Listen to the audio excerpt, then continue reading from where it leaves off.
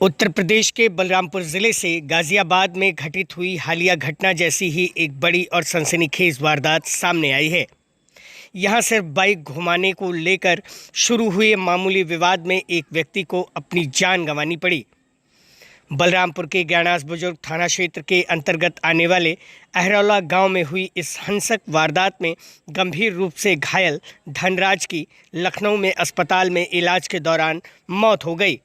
मौत की खबर मिलते ही गुस्साए परिजनों और ग्रामीणों ने शव को सड़क पर रखकर बलरामपुर बस्ती मुख्य मार्ग को पूरी तरह से पिछले दिनों जाम कर दिया था, जिससे पूरे इलाके में हड़कंप मच गया था। इस गंभीर मामले पर कार्रवाई करते हुए पुलिस अधीक्षक बलरामपुर ने बुधवार को भागने की कोशिश कर रहे 7वें मुख्य आरोपी वाजिद को गिरफ्तार कर जेल भेज दिया है, जो भागने के प्रयास में चोटिल भी हो गया है। गौरतलब है कि इससे पहले भी इस मामले में 6 अपराधियों को जेल भेजा जा चुका है। इस पूरी घटना पर विस्तार से जानकारी देते हुए बलरामपुर के पुलिस अधीक्षक विकास कुमार ने बताया कि यह विवाद 26 मई की रात तकरीबन 10 बजे शुरू हुआ था, जब अहरौला गांव के रहने वाले मोहम्मद आसिफ खान बाइक से बिना किसी वजह के वहां पर घूम रहा था। इसी दौरान गांव के राजू मौर्य ने उसे इस तरह घूमने पर ऐतराज़ जताया और कहा कि तुम यहाँ के रहने वाले नहीं हो तो फिर इस तरह से यहाँ पर क्यों घूम रहे हो। राजू के टोकने से क्षुब्ध होकर आसिफ उस समय तो धमकी देते हुए वहाँ से चला गया, लेकिन उसके मन में रंजिश बैठ गई। अगली सुबह यानी कि 27 मई को जब राजू मौर्य अपने साथी संतोष यादव और अन्य के साथ पिपरा चौराहे पर चाय पीने जा रहे थे, तभी मोहम्मद आसिफ खान ने अपने अन्य साथियों के साथ मिलकर उन्हें रास्ते में घेर लिया और लाठी डंडों से उन पर ताबड़तोड़ वार शुरू कर दिया। एसपी विकास कुमार के मुताबिक शोर शराबा सुनकर राजू मौर्य का परिवार भी वहां पर आ गया। हीरालाल मौर्य, मीना देवी, धनराज मौर्य, सोहन लाल और आकाश मौर्य बीच बचाव करने के लिए दौड़े, लेकिन आरोपियों ने उन्हें भी नहीं बख्शा और पूरे परिवार की घेराबंदी कर बेरहमी से पिटाई करनी शुरू कर दी। इस हमले में धनराज मौर्य और उनकी चाची मीना देवी को गंभीर चोटें आईं। धनराज की नाजुक हालत को देखते हुए उन्हें तुरंत बेहतर इलाज के लिए हायर सेंटर लखनऊ में रेफर किया गया, जहां 3 दिनों तक इलाज के बाद उनकी मौत हो गई। पुलिस कप्तान ने बताया कि घटना के दिन ही पुलिस ने भारतीय न्याय संहिता की धारा 109 के तहत अभियोग पंजीकृत कर त्वरित कार्रवाई करते हुए 5 आरोपियों को गिरफ्तार कर लिया था। बाद में धनराज मौर्य की मृत्यु के बाद इसमें हत्या की धारा 103/1 BNS को भी जोड़ा गया और सभी आरोपियों का रिमांड भी चेंज करवाया गया।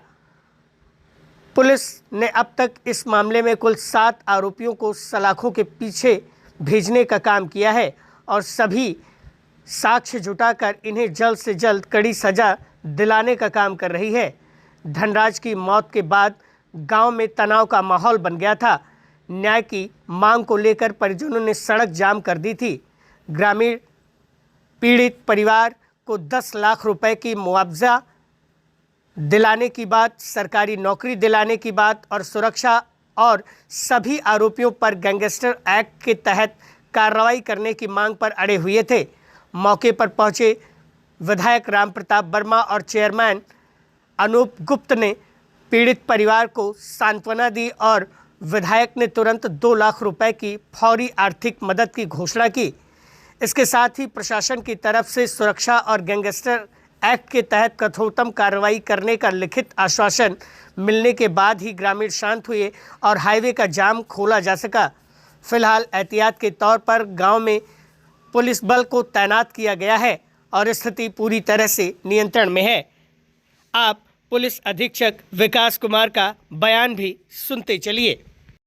जनपद बलरामपुर के थाना गडास बुजुर्ग में 26/5/2026 को रात्रि 10 बजे मोहम्मद आसिफ नामक व्यक्ति ग्राम अहरौला में घूम रहा था और इस बात को जब उस गांव के राजू मौर्य ने देखा तो उसने ऐतराज़ किया कि आप यहाँ के हो नहीं, यहाँ क्यों घूम रहे हो।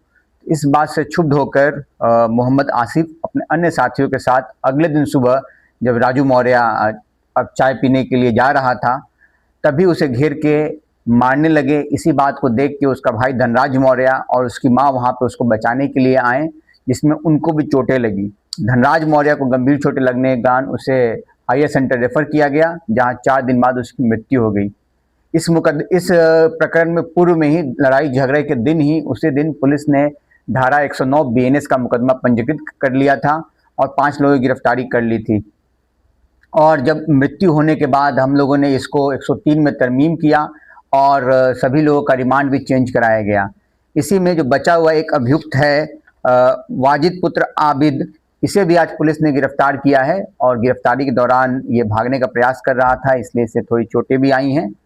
और हम लोग इसमें अब सभी साक्ष्य इकट्ठा करके जल्द से जल्द इन अभियुक्तों को सजा दिलाने का कार्य करेंगे।